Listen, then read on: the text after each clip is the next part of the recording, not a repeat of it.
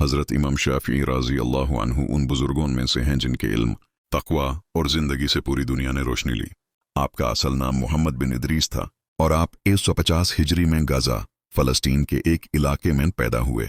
आपके पैदा होने के कुछ ही दिन बाद आपके वलीद मोहतरम का इंतकाल हो गया और आपकी वलीदा ने आपको बचपन से ही इल्म और दीन की तालीम की तरफ लगाया। उन्होंने आपको मक्का ले आई ताकि आप इल्म हासिल कर सकें।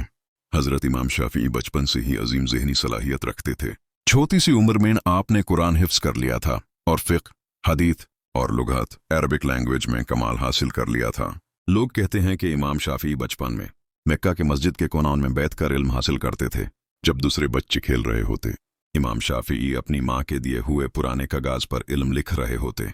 उनके पास कभी कभी लिखने का सामान भी नहीं होता था तो वो खजूर के पत्ते या पत्थर पर लिख कर याद कर लेते। आपके उस्ताद इमाम मालिक बिन अनस थे, जो मदीना के बड़े इमाम और मुवात्ता के मुसन्निफ थे। जब इमाम शाफ़ी उनके पास तालीम के लिए गए तो इमाम मालिक ने उनका चेहरा देखा और कहा, इंशाअल्लाह यह लड़का एक दिन बहुत बड़ा मकाम पाएगा।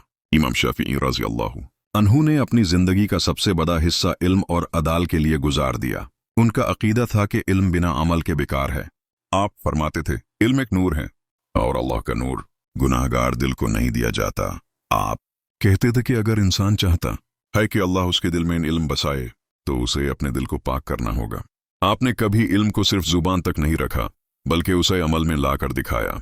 आप एक दफ़ा अपने शागिर्द इमाम अहमद बिन हंबल के साथ बैठे हुए थे। शागिर्द ने पूछा, हज़रत इल्म हासिल करने का बेहतरीन तरीका क्या है?